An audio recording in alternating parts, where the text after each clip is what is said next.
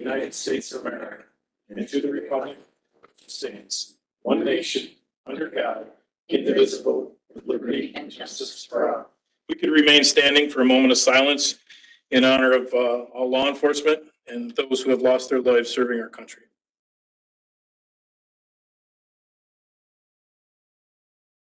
Thank you. You may be seated. We'll begin with introductions. We'll go around our table first, starting to my left. After everyone, Lolo Bay, NYPD Chief of Training. Hope Rivera Docs, Assistant Commissioner. Johanna Sullivan, Director, yes, DCJS. Mike Bonds, Deputy Commissioner for the Office of Public Safety here at DCJS. Tom Mitchell, I'm a guest here from the New York State Sheriff's Association. Adam Dean, DCJS, Deputy Commissioner of Operations. Molly Bates, DCJS, Office of Public Safety. Joshua Vinehart, DCJS, Office of Public Safety. Mike Puckett, DCJS, Office of Public Safety. Dan Gasparini, DCJS, Office of Public Safety. Matt Krantz, DCJS, Office of Legal Services. Natasha Harper-Locklear, DCJS Legal. Colleen Glavin, DCJS, Office of Legal Services. Joe Malkin, DCJS. Rosanna Rosado, DCJS. Carla DiRienzo, Deputy Superintendent, New York State Police. Deborah Long, Community Representative. John Muller, MTAPD. Thank you. We get a start out in the audience.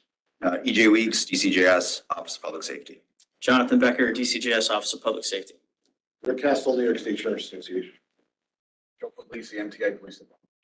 Sarah Dean, DCJS, Office of Public Safety. Jennifer Tharp, Office of Public Safety. Kara Gordon, DCJS. The next transit district where was off. Are we squared away? And we have Council Member Maureen Curtis participating virtually. Maureen, can you hear us? Hi, yes, hi, everybody. It's Maureen Curtis. I oversee the criminal justice programs for Safe Horizon. Sorry I couldn't be there with you all in person. And anyone else virtually? If you could introduce your name and agency you're representing. Good afternoon. It's Lieutenant Kadetsky from the NYPD. Sergeant McNally, New York City Police Academy. Right. We'll begin with remarks from Commissioner Rosado. Thank you. And thank you all for being here on this kind of a weird day where we stopped for lunch and doing this in the afternoon. So but luckily we worked out the kinks in the technology. So I keep track of how long I've been here by these meetings. So today's is number 12, according to Joe, which means I'm quickly approaching the 3rd year anniversary. Can you believe that, 3 years? I do, because I have almost 3-year-old. Yes. I actually pulled him out of paternity leave to come with me. So I'm happy to report that this is still a dream job in many ways, mostly because I get to work with so many dedicated and talented people here on the DCJS team. But it has also been my good fortune to get to know many of you on this council and on the LEAC as well. You're our local partners who are doing the vital work on the ground, and you're really making communities safer and stronger. Today I want to recognize one of those partners. I feel like we did a little musical chairs, but Sheriff Mashel, thank you for stepping into the big shoes that were left empty by Sheriff Spike. I appreciate your continued service and your partnership in Oneida County and beyond. So thank you. Thank you. As I shared at the start of the summer, DCJS has been busy getting our support and resources out the door. We've been sustaining our record funding commitments in GIVE, the Crime Analysis Centers, Snug Outreach, and also Project Rise. And Project Rise is really important for me and for us because even though we were in a crisis, we made time to invest in the communities, in the communities that were affected by these crimes. We made time to invest in their ability to be resilient and to be part of the solution and to say, well, what is it that we need here? And so sometimes even in a crisis, you can work on the future, and that, and we've been able to do that. And I think that's an incredible opportunity that we've had to strengthen communities. And we're also expanding those efforts to bring in new communities and target new areas of crime, including domestic violence and organized retail theft. And we have other communities who were not necessarily places where you had high levels of shootings, this is how we, chose the SNUG communities. But some of the other communities are like, we want some of that action too. And so we're looking at how do we bring some of those practices where we were able to bring crime rates down and stuff, or really when we were able to help you do that. How do we bring those tactics to some of the communities that are needing them for new things? As the governor shared earlier this week in Rochester, we're seeing signs of significant progress throughout most of New York State. Shootings are down 28% through the end of August in our 21 GIF counties. That represents 160. Oh, I have glasses. That represents 161 fewer people shot from the same time last year. So it's good to look at the year to year, but I also want to reflect on where we were just 3 years ago in 2021 when Joe and I walked in. In September of 21, we reported that there were 840 shootings in the GIF communities. This Monday, we reported that there were 417 shootings. That means 423 fewer people were shot so far this year compared to where we were just 3 years ago. I mean, we like the number 423, but we're moving in the right direction. This is a 50% decline and a return to not only pre-pandemic lows, but historic low ones. This shooting data is the most current information we have, but it is also indicative of reported crime trending in the right direction. As we compile data for the first half of the year, we are seeing that statewide crime, both inside and outside New York City, is down roughly 6% from last year, with the most progress on violent crimes. This is a tangible and tremendous improvement. Even though there is still so much work to do, I want you to know that we are deeply grateful for your continued efforts, both here at the council, but also back home in your communities. And I also want you to know that DCJS will continue to deliver the tools, training, and the technical assistance that you need. Together, we will continue building solutions to keep people safe, and we will work hand in hand to promote confidence in our justice system. None of this is easy, but as our communities and the times change, we will be there. And I think it's really important that we take time this year. I always say this, I said that at the beginning of the year, but now I want to really make time. I think one area where DCJS can be really helpful is to tell the stories, is to really to tell the broader stories, to help both with recruitment, but also to tell the stories about the real crime rates, to the public, to the community, so that they also feel part of that positive change. I look forward to seeing many of you next week during the DCJS symposium. We have over 1,200 people registered, and we're very excited about the offerings, about all the different workshops and all the different folks who are coming through. So, and I decided I'm just gonna stay in the convention center instead of coming back and forth. So come and see me, I'll have a table. And I'm very excited to hear your feedback on that as well. So, thank you, Cheryl. Thank you, Commissioner. All right. I'd like to entertain a motion to adopt the MPTC meeting agenda for our 266th meeting. Do I have a motion? Motion? Do I have a second? Second. Second? All in favor, say aye. Aye. Any opposed? So carried. The agenda is approved. Looking if anyone has any comments or edits on the meeting minutes in the previous meeting. Being that there are none, I'd like to entertain a motion to adopt the MPTC 266 meeting minutes. For a motion? Motion? Do we have a second? Second? Do I have any, or I'm sorry, all in favor, say aye. Any opposed? All right. Hearing that none are opposed, the meeting minutes are approved. All right, on to our informational and updated items. Firearms Instructor Workshop. Action item on the agenda. Turn it over to Mike Puckett, who will present on the Firearms Instructor Workshop. Morning, sir. Morning. Pleasure to meet you all at the council. I know the commissioner is very happy to have somebody in that seat here. Thank you. Thank you, I'm sure. Now, Austin is so. I'm not gonna do. We're going to present to you the Firearms Instructor Workshop as a curriculum. I'll give you some quick background on this program and the role that this program serves. Back in December of 2022, this council endorsed the new firearms training program to be conducted at the basic course for any basic course police academies that begin after, or equivalent courses that begin after September 1st of this year, which is just a few weeks ago. As part of the preparation of instructors for that program, we established this firearms instructor workshop. And at the time, we held that close to the chest, and we were, as DCJS, only delivering that program as a DCJS offering. We've done approximately 14 of these offerings at this time around the state. We're in the process of finalizing the firearms instructor firearms instructor curriculum we plan to bring to you in December. And so we felt the time to cut this program loose. We've got a fairly significant saturation across the state of trained instructors. We've got a curriculum developed. We're going to present it here to you for approval, so that agencies and academies can utilize the resources they have within their own areas to conduct these firearms instructor workshops, preparing their instructors to teach at the basic course and then eventually the new firearms instructor course. And so this program is a 5-day program consisting of 35 and a quarter hours of instruction, fairly rigorous in terms of use of the time and the pace of the training schedule.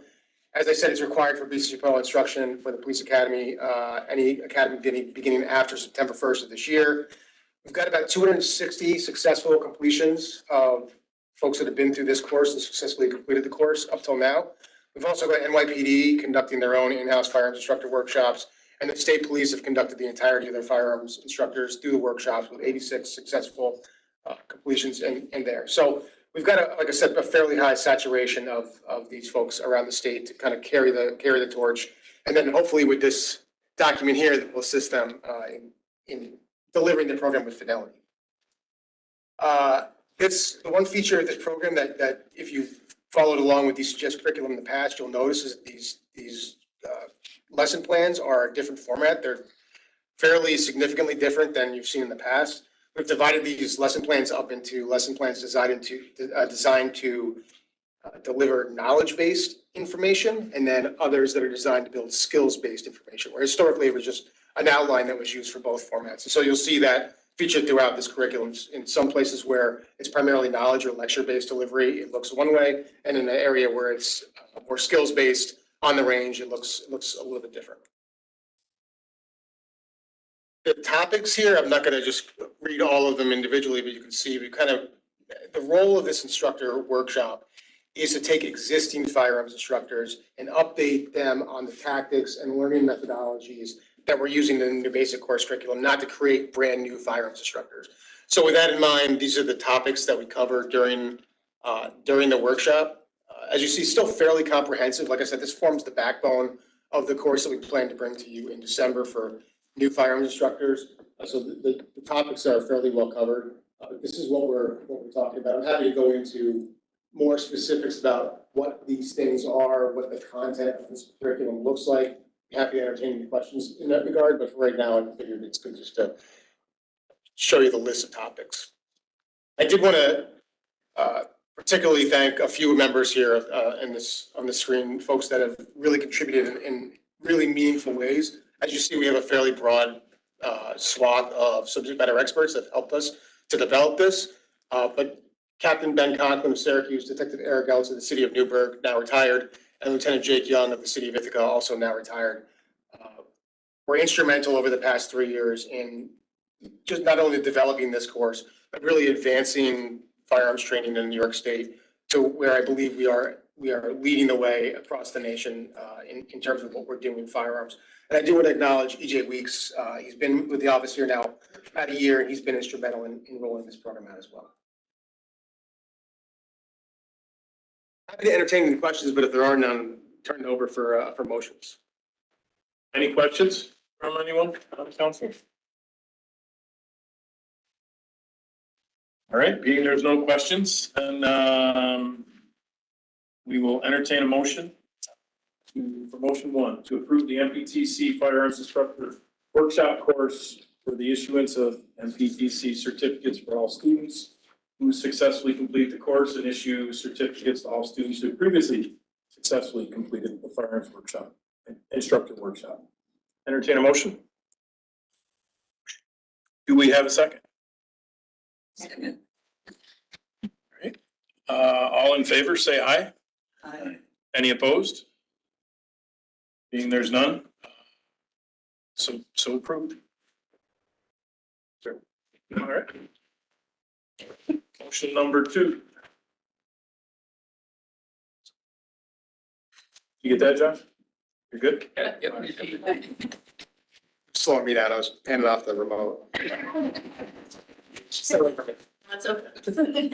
All right, motion 2, to require all students who successfully completed the firearms instructor workshop to be current MPTC firearms instructor and allow for all MPTC firearms instructors who have successfully completed the firearms instructor workshop to instruct the course. I would entertain a motion to approve. Motion to approve. We have a second to that? Second. All in favor, say aye. Aye. Any opposed? Motion 2 carried. All right, motion number 3, require all instructors serving in the role of an exercise control officer or training coordinator as defined in the reality-based training instructor course during the non-lethal training ammunition drills or teaching the safely conducting NLTA drills section to be a certified MPTC reality-based training instructor. We have a motion? Motion to approve. Second. Second. All in favor, say aye. Aye. Aye. Any opposed? Motion 3 so carried.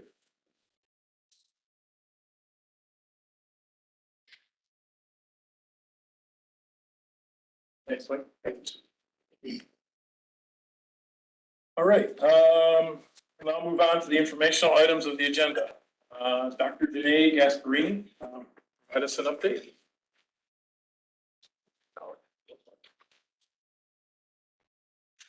Good afternoon.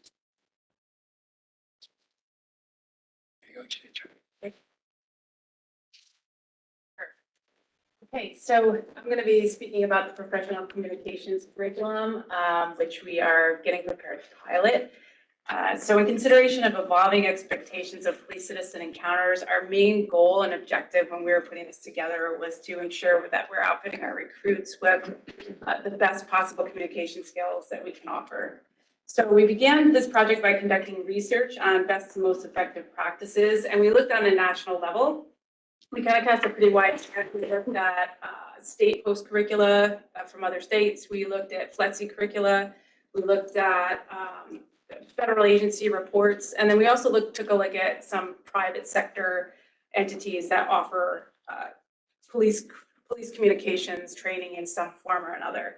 So for each curriculum, we examined components of the course and the learning objectives. We just wanted to see what people were considering putting in their course and what really. And then we also really studied those learning objectives. We took our basic course curriculum and put it right parallel to it and identified some gaps and some things that we wanted to improve upon. So we incorporated ideas from a variety of sources, but we ended up really leaning on IADList. IADList put together a model curriculum for specifically for police recruits. And one of the reasons why we were so confident in that curriculum is because they based it on a job task analysis for police communications. So we felt really good about kind of partnering with them. Immediately, Mike was able to make contact with John Blum from IADList, and he was the person who was mostly responsible for writing that curriculum. And it's fantastic. He agreed to be on our reviewing panel, which was really a boon for us. And then in addition to that, we were also fortunate to get Peter Burnett on our review panel. And Peter is also going to be serving as the head instructor in our pilot of that curriculum, along with his colleague, Dan Carlson. And that's going to take place on November 1st at the Ulster County Law Enforcement Training Group in Kingston. So we're looking forward to that getting underway. And some of the curriculum highlights that we will include in our discussion today, of course, updated learning objectives to match and be reflective of contemporary skill requirements for police officers. Also instruction on emotional intelligence and how it's applied in police-citizen interactions. Of course, the escalation and crisis events. We're also implementing the ELEAP model, sort of something that's a bit of a portable tool for our officers to take out with them when they're engaging citizens in a variety of situations. We're also infusing group activities and skills practice. And then finally, in staying faithful to our broader effort to incorporate adult learning principles into the basic course, we're going to be interleaving segments of the professional communication skills and other academy topic areas. So at the end of this, when all is said and done, we hope to be back here in December with a successful report from our pilot, and also to answer any questions you might have of the curriculum that we're working on. And if there are any questions right now, I'm happy to read them.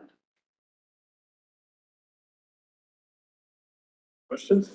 I think it's great, Doctor, and I just wanted to say, I hope that you're thinking about incorporating like body worn camera videos into this, because it's really helpful when you have, the officers see themselves and how they're communicating and things like that, and what worked in de-escalation situations and what didn't work as well. Yeah, So, absolutely. this is, with body worn camera now, I was looking at it, just such unproven ground. There's so much there that we never had, even 10 years ago. So for us to really, we need to leverage that. Yes, absolutely. Yeah, we do have some body worn camera clips incorporated. And actually, Mike Whiteley and I are working on the domestic violence curriculum, and we're hoping to get approval. We're going to be bothering our legal department shortly on that, because it really is an invaluable tool. So great. Thank you. We're probably gonna bother you before you leave here today, so figure it out. We were making nods earlier, John. Pull them aside. Any other questions? All right, thank you, Doctor. Moving on to in-service training opportunities. Holidays, we'll do our next presentation.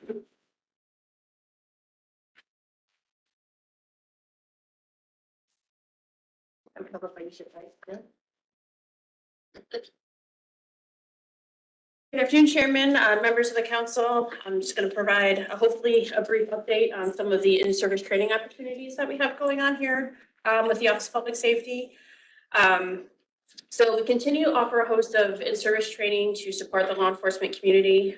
Some of the courses that we have planned for this fall and the early part of next year are our property and evidence room management series. This supports agencies with property and evidence rooms, as well as accredited agencies with maintaining and meeting their accreditation standard. We are currently offering this course in Essex and Saratoga counties. We will also, with our Officer Wellness Initiative, we're going to continue to offer some peer development training through the ICISF. The International Critical Incident Stress Foundation, whose mission is to support emergency responders through training, education, and support services. And these trainings are currently being held in Central New York and the Hudson Valley area, with I think a couple more perhaps later this year to be scheduled. Again, we are working with Niagara University on our disability awareness programs.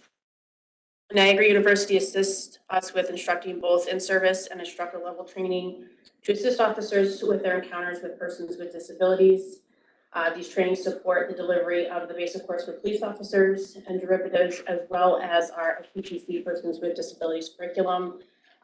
Opportunities are going to be offered in person and virtually around the state, and all of these trainings are on our training calendar if you want to take a look.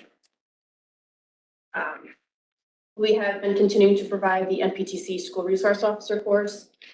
2 sessions were delivered over the summer in Saratoga and Broome counties, and then we have another one being planned prior to the end of the fiscal year. And then we have offered a new course called Comprehensive Child Abuse and Sexual Assault Investigation Trainings. It was piloted over the summer with great success. The course is designed to equip police officers with the knowledge and skills necessary to effectively handle sexual assault and child abuse cases, as well as meets the MPTC trauma-informed training standards.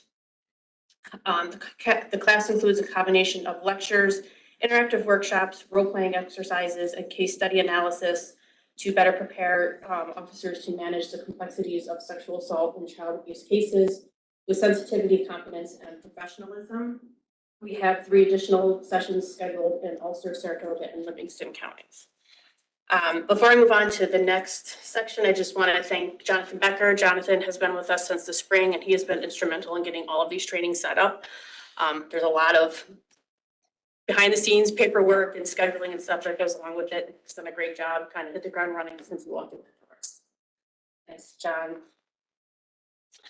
With our leadership unit, OPS has worked to expand our leadership offerings to officers around New York. This has included new partnerships with the FBI National Academy Associates, FBI Law Enforcement Executive Development Association, and Guardian Leadership. And each entity will be offering a 3-part certification program. The FBI Leader Trilogy includes Supervisory Leadership Institute, which is based on leadership competencies, Command Leadership Institute based on strategies to prepare leaders for command positions, and Executive Leadership Institute, which focuses on emerging challenges facing law enforcement executives to handle them. The first of this trilogy will be conducted in Monroe County in September of this year, March of 2025, and then December of 2025 we'll finish up that first series. The FBI National Academy Associates provides a 3-session training program that encompasses the latest strategies, techniques, and real-world leadership scenarios to prepare each attendee to better lead their respective agency in the unprecedented future of law enforcement. DCJS first offered this trilogy last year, and it was very, very successful. So we are offering another trilogy this year in Nassau County. And just as a little prop to New York, we are the first state to offer the trilogy, and many other states are modeling New York now by offering this trilogy in their states. So, well, kudos to us. The Guardian Leadership Series, 3-part series that they each built upon each other, beginning with, of course, on developing the leader within, then, of course, on developing leaders around you, and then finally developing a culture of leadership excellence. And that series started this week in Erie County. So Dan Edwell, who oversees all of our leadership training, is in Erie County right now for the Guardian Leadership. We are additionally going to be offered 2 additional leadership workshops. One, it will be provided from the creator of the Guardian Leadership to improve recruitment and retention issues in agencies. And the other is developing leadership and wellness within your agency, called Magnus OVA. That's offered through the Command College, and Dr. Mitch Javidi, who developed the Magnus OVA program, will be making a keynote, I believe, next Friday at our symposium, if anybody's interested in checking that out. The Magnus OVA is scheduled to be offered in November of this year in Westchester County, and then the recruitment and retention is early 2025. So, and then finally, in service for our corrections folks, this week we kicked off another series of our jail time credit calculation training. This training provides guidance on how to calculate jail time credit based on related statutes. It emphasizes the importance of correctly calculating jail time and policy, and provides hands-on exercises to reinforce all of the material provided. So we kicked off this week in Steuben, and then we have additional courses in St. Lawrence and Albany before the end of the fiscal year. And anything else that comes up. Any questions? I just had one quick question. So, amazing job, first and foremost. I'm speaking from a community perspective. Will all the officers be trained?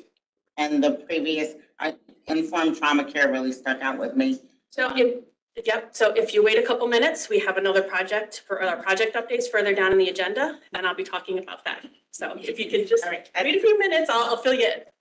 I just thought it was key. And then my last question, and I don't know who this is addressed to. Do all the police, some call them precincts, some call them stations, I don't even know the correct word anymore. Do they have a social worker that is a component to the police department? Because I think, or a mental health specialist, I just think, as somebody in the community, and I see a lot going on, I just think this is something that we could possibly think about down the road. I know in my area, we're very short, and if they're not properly trained, this is where we could piggyback off of a trained professional to go out and assist specifically with all these man-made drugs on the streets now and causing all these mental health issues. I think mental health is something that is humongous today, and we don't have enough professionals or trained professionals to really deal with it.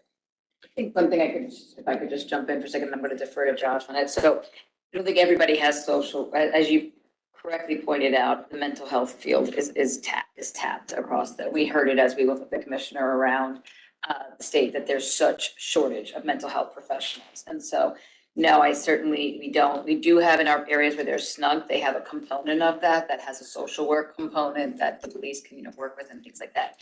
However, on the issue regarding mental health and how law enforcement interacts with mental health, Josh, you're gonna have to help me out here, but a few years ago, we completely revamped all of our curriculum as to how law enforcement gets trained on interacting and identifying mental health and how to properly deal with them and, identify it, work with them and do all of those things. And we worked with the Office of Mental Health when we did that.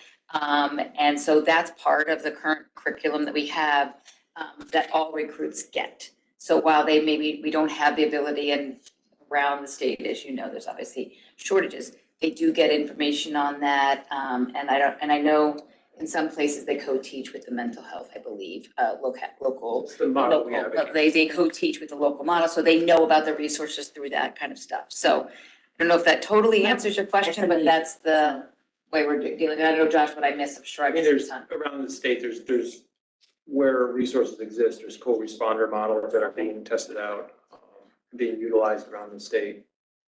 I wish it was, I wish we had the resources for every agency to have access to it, but there certainly are opportunities for agencies. We work very closely with the Office of Mental Health too, in terms of training law enforcement.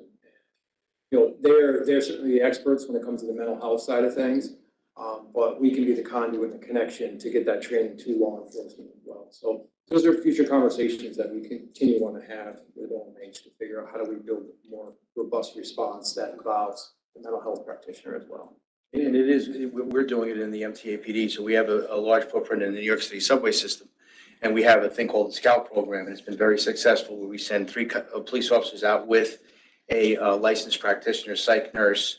They identify people that are in crisis. A lot of times it's people that we already are aware of, that are on our radar about really having problems. And we found a lot of success, so much so, the governor was very pleased with it, and I think they added resources to our Scout Program.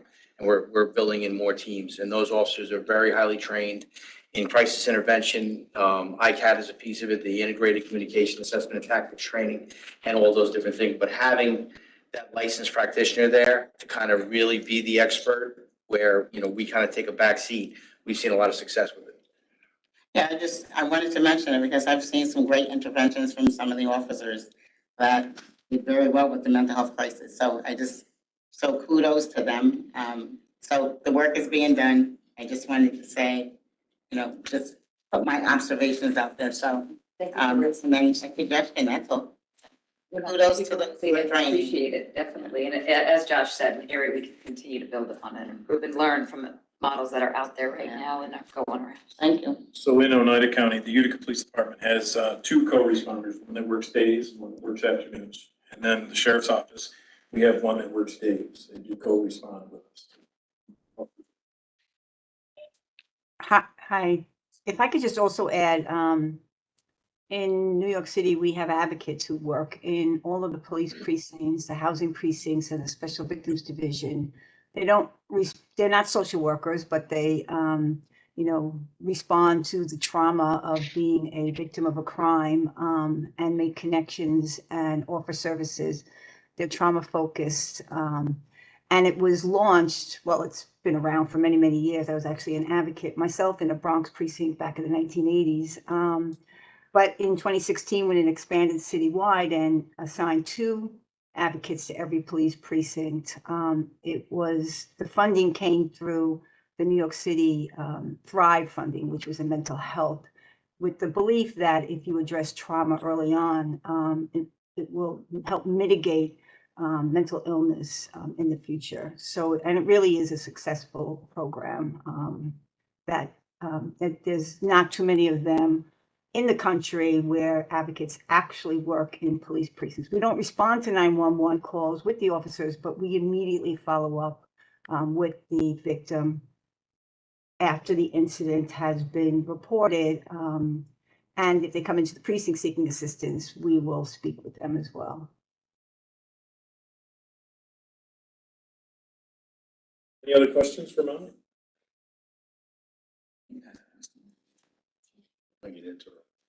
Sorry. No, I just wanted to say thank you very much for, making a real substantial investment in leadership training. Like you can see it, it's right up there in lights, and it's very, very good stuff. This is things that we did not have years ago, and it does make a difference. My agency went through the FBI LEADA trilogy. We were the first ones in New York State to actually get the award through LEADA. I went through it myself with our entire command staff. It's a hard thing to do because everybody's busy, but we really made a commitment, and spending those 3 weeks, and the way it's designed is a week at a time, and they give you a couple of months in between to kind of digest what you've learned. But going through it as an agency together is very valuable because you get to talk through some of the things that everyone's experienced, and it really does help a lot. I think this is a big deal, and the work that the commitment you guys are putting to this is going to make a lot of police agencies a lot better for years to come, because we're getting now young sergeants and newly developed supervisors that are like growing up with this. And so when they become chiefs and commissioners, you see a big difference. It's like having a child. No one gives you a playbook on how to raise a child, and no one gives you a playbook on how to be a chief, really. You're drawing from all your experiences. So to take this leadership training and give thought to things that are not necessarily police centric, just, good leadership. It's whether it's IBM or Microsoft or an ice cream store or police department, it's like very, very valuable for us. So thank you for the commitment. Thank you for the word. Appreciate Project updates. Josh? Thank you, Chairman. I'll start off, and then I'm going to turn it over to Molly and Mike again to talk about some of the programs that they have going on. So I'll start off on my end. The physical ability standard, obviously I've been talking about this now for quite some time. In the last meeting, I announced that we're moving to phase 2 of this project. Just a high level recap. We tried to do a transportability study, and we conducted a transportability study to see if we could transport NYPD's physical ability tests to the rest of municipal agencies, including MTA as well. And the results showed that we couldn't transport the study or transport the standard as is. However, the components of the standard are similar, but just the performance levels differ from NYPD. So we couldn't transport it as is. So now we're doing phase 2 to come up with a separate standard for municipal agencies. And that phase 2 work is about to hit the ground running, and running really quick. We did our contract amendment process that is going through the approval process. But in December, I expect to have a proposed physical ability test model to present to the council. Now, that model is only just a model of what the test component will entail and what the performance levels will entail. It won't entail what the cut score is. We'll have to figure that out later on when we do incumbent testing. We'll have a subject matter expert group look at the model and determine what the cut score will be. That'll be a separate process for next year, but early on in next year, so we keep this process moving. But essentially what it's going to do is remove us from the male-female binary standard of the physical fitness requirement at the hiring stage. It will no longer be a male or female based. It'll be solely on what the job dictates a recruit officer needs to perform the physical tasks.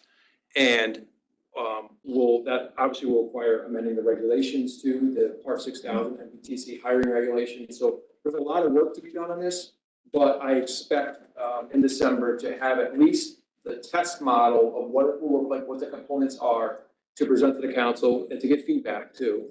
And in the meantime, we're also going to run that test model by a smaller subject matter expert group that will provide input too, that we can then provide to the council too, and say, hey, look, we reached out to our key stakeholders, executives, academy directors, physical fitness instructors, and people who are responsible for hiring. And this is the feedback input we received on the test model, and then present that to the council for your consideration too.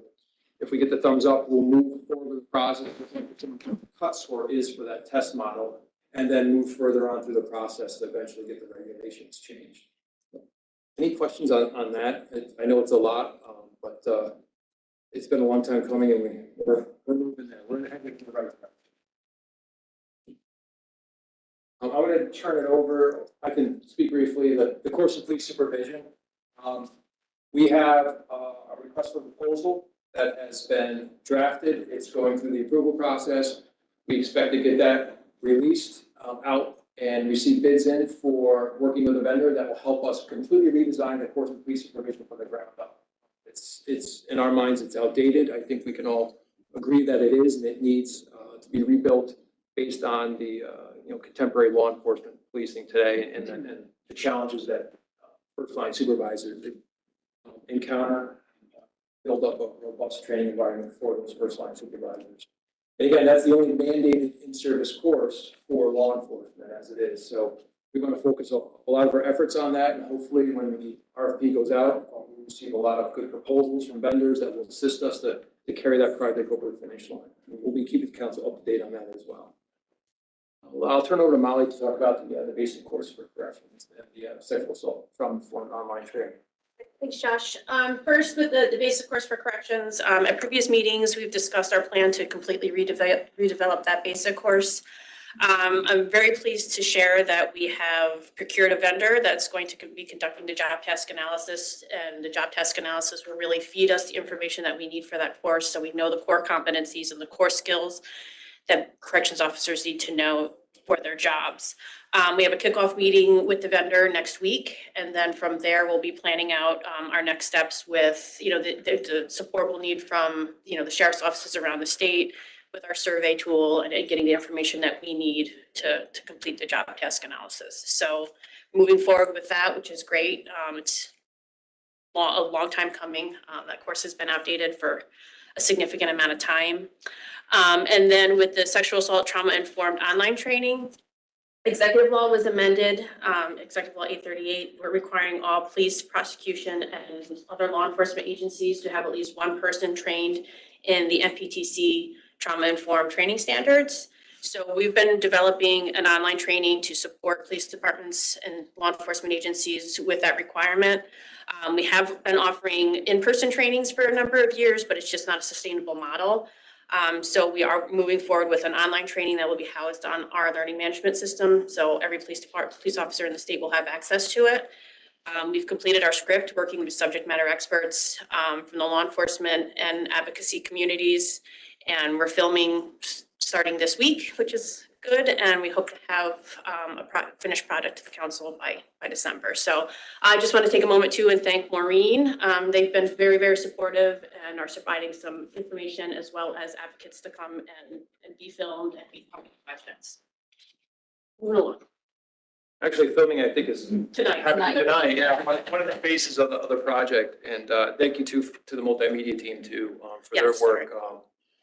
It's going to be a multi-module training. It's not going to be where you just sit and allow it to run its course or click it. There's going to be some interaction in there, some thinking that's going to have to occur, and it's probably looks about maybe 3.5 hours in length. So it'll essentially meet all the MBTC standards that were established for trauma-informed training. That was established quite a few years ago. It will, as Molly said, it'll fill that gap because as soon as we announce the sexual assault in-person trainings, they fill up, and it's just not, again, it's not a sustainable model to try to meet all the needs of law enforcement. So we're looking to leverage our new learning management system to get that out to more than just one or two officers within the agencies. No, And I just say kudos to the team. It's a huge project. It's probably it's the largest online training that we've ever had taken on. But part of what everyone was saying is the turnover is high, as all of you know, and so the ability to have it accessible to everybody also will assist with that statutory requirement, and also make everybody be able to access it regardless of you're the one person identified or more. To be able to just log on to the ACADA system, which every officer will have has access to now. And really, the concepts carry over to more than just a sexual assault victim. It carries over to other trauma too that a victim may experience. So it's not really shouldn't be pigeonholed just for sexual assault. That meets the standard what the statute requires, but it's definitely much broader in scope in terms of the trauma standard. Okay, Thank you, Josh. I'm going to talk quickly about the firearms instructor course currently in progress. Got the backbone here, at least related to the content. But the fact that we even needed a stopgap is indicative of the fact that the current firearms instructor course is very, very old. And so we expect to bring to you in December the full firearms instructor course. Expectation will be about 2 weeks long, just slightly longer than the current firearms instructor course. And again, EJ has been instrumental in the development of this program. We've done 3 pilots at this time. About 60 folks have completed the firearms instructor pilot. And so we expect to hopefully be able to have that course approved in December and also retroactively approved certificates.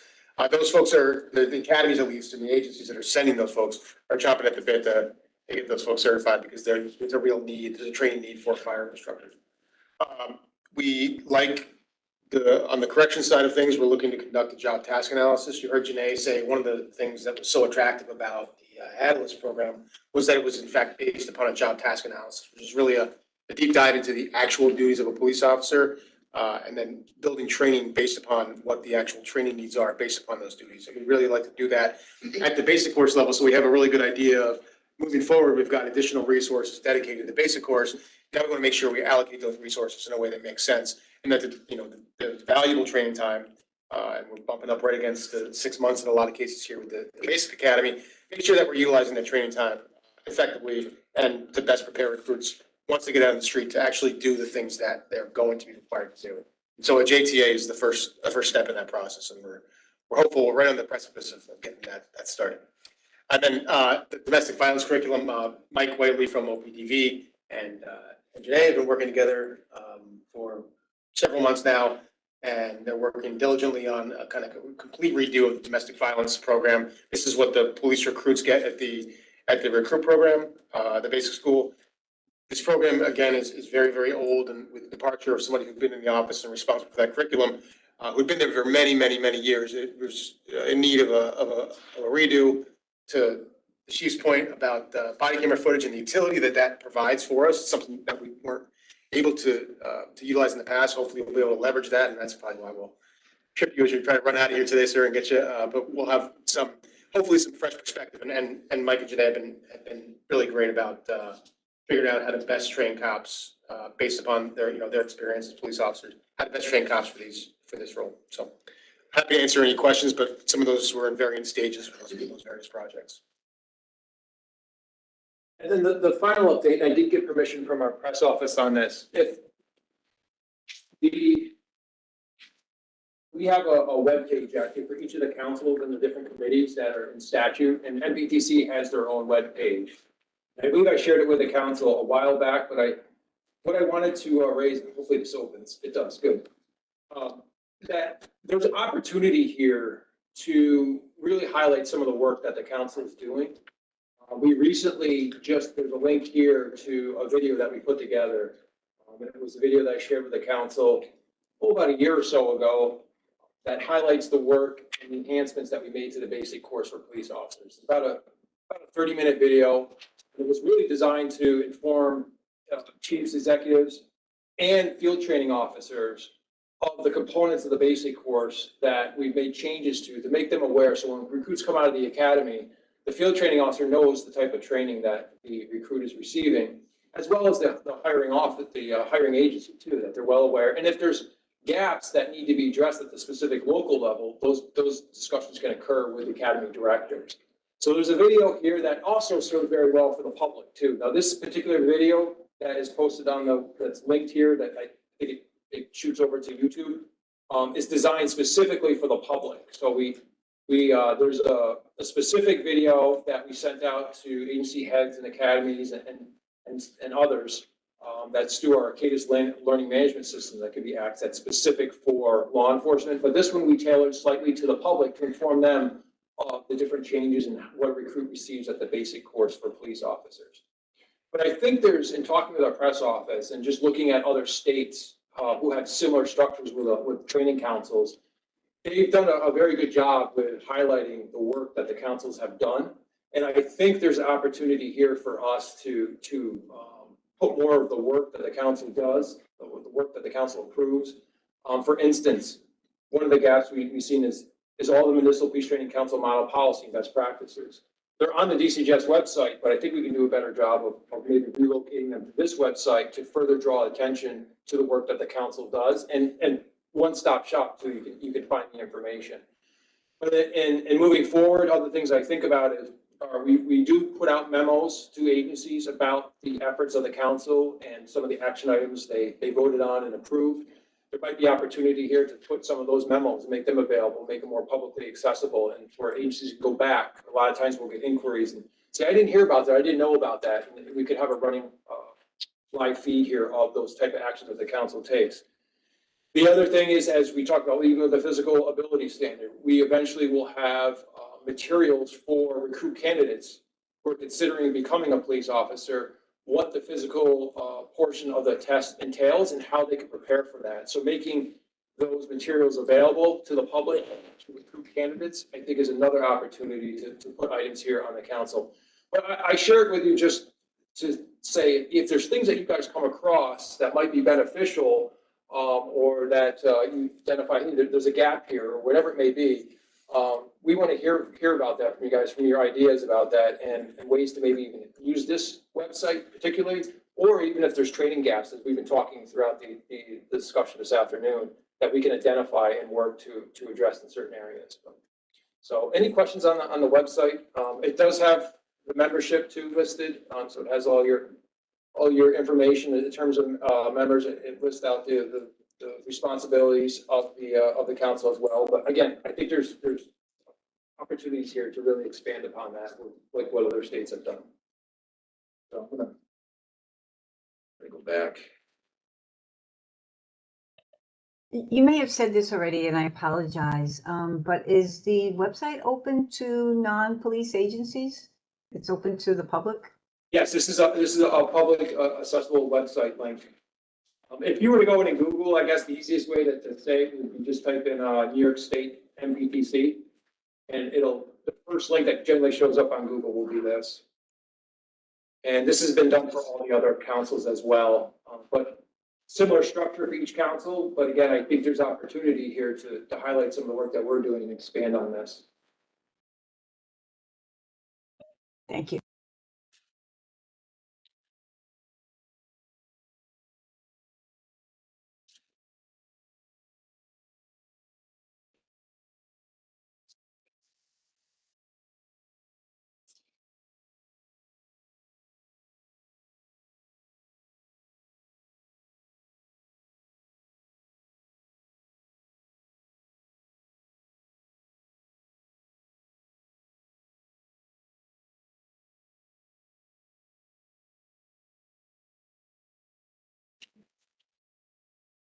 Thank you, Josh. Any other questions for Josh on that before we move on to legislative updates? All right, back to you, Josh. All right. I wanted to take just the opportunity today to go over some of the legislative bills that would directly impact the council if they're signed by the governor. All these bills have passed both the Assembly and the Senate. So there is a chance that if these are signed, they will impact the roles and responsibilities of the MPTC. And I wanted to just highlight what they are and what the potential impact is for the MPTC. The first one being the Senate Bill 8881. It's notification of crime victims compensation awards. And this bill directs DCGS in cooperation with Office of Victim Services to develop and implement a standardized procedure for law enforcement to notify family members and dependents who may be eligible for crime compensation awards about the existence of such awards and other relevant services or programs. So essentially what this bill would do would amend Executive Law 840, which is the portion that outlines the roles and responsibilities of the council. It would amend subdivision 7, paragraph A, and require that the MPTC model law enforcement death notification policy that was passed a few meetings ago include the procedures that this bill requires DCGS and OVS to develop. Include them in the model policy for providing information to the deceased individual's next of kin regarding the existence of these available programs and support services. So not a heavy lift for the council, but nevertheless an important component that we would amend the in-person death notification model policy if this bill were to pass. The next bill I wanted to highlight is New York State Senate Bill 2747. That directs the council in consultation with the Office of Children and Family Services to develop written policies and procedures regarding child-sensitive arrest practices.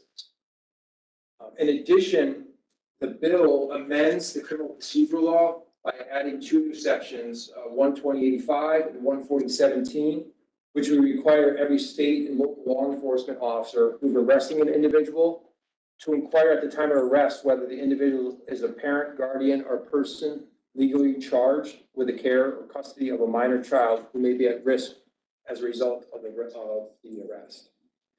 It also will amend executive law, again, 840, for roles and responsibilities of the council by, it will amend subdivision 3, and in subdivision 3, it'll add a new subdivision F2, which will require the MPTC to develop and maintain and disseminate procedures for safeguarding children of arrested parents.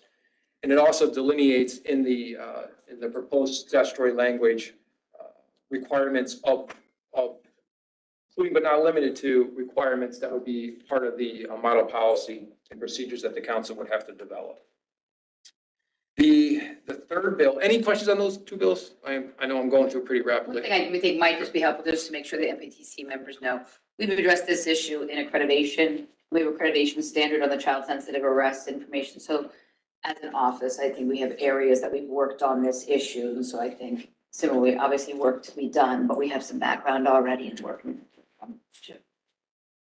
We did a webinar too with the Osborne Group as well to inform agencies, at least give a foundational understanding of the need for these types of protocol to be in place of children who are parents are arrested and how to manage those situations. And like as the director said, if this were to pass, we would do a normal process of putting together key stakeholders, developing a model policy for proposals to the MPTC, and then going through that process of presenting to you for your review and approval. The next bill is Senate Bill 6162, and that's an act to amend the MPTC's color vision requirements for appointing the police officers. Pursuant to Part 6000 hiring standards, the law enforcement organizations in New York are required to utilize standardized clinical screening tests to identify color vision deficiencies and recruit applicants. And these tests are specifically designed to disqualify an applicant with color vision abnormality. This bill would require the MPTC to review current color vision testing to ensure examination procedures and requirements are job related and based on the business necessity of the job. So that's a potential change that may have to occur as well. And most likely to be similar process to what we do with what we're doing with the physical ability standard as well. You would have to validate it and show that the color vision requirements are job necessity and a bona fide occupation requirement through a validation. Any questions on that? And the final bill, if it were to be signed by the governor, would amend the CPLR to allow law enforcement agency to be named as the ERBO petitioner. While police officers, district attorneys, and school officials can commence an ERBO, the vast majority of ERBOs are obviously being filed by law enforcement. And due to the increasing number of ERBOs being filed by law enforcement officers and using their name as the petitioner, it's creating challenges for police officers' actual personal lives. Because police officers are reporting that they're having complications, especially with mortgage applications, and other situations which require a search for civil lawsuits, and it's in which they are a party of those lawsuits. So this amendment to the civil practice law and rules, which would amend 603040 and 603041, would actually allow the police agency to be listed as the petitioner in lieu of the police officer's name, and that would hopefully alleviate this situation. And if the bill was signed, it would require the MPTC to update the ERBO model policy. It would be a minor update of who could be the petitioner, but that would also obviously we can present that to the council too for.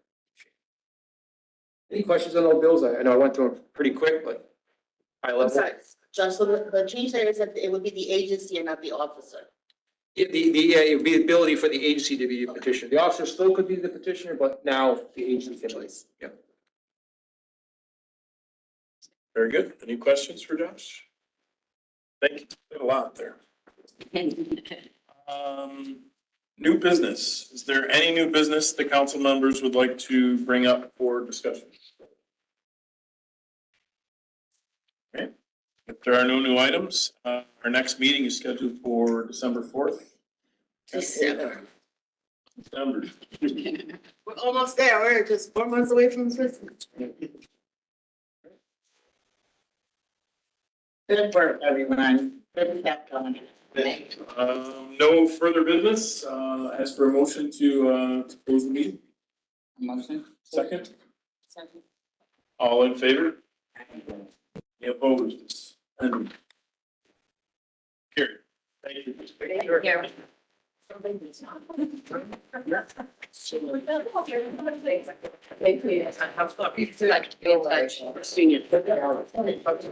Hi, everybody.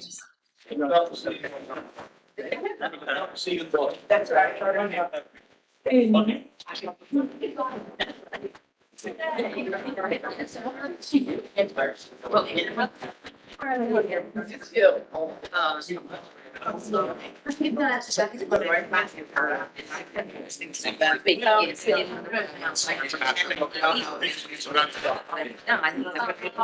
Obviously, we got.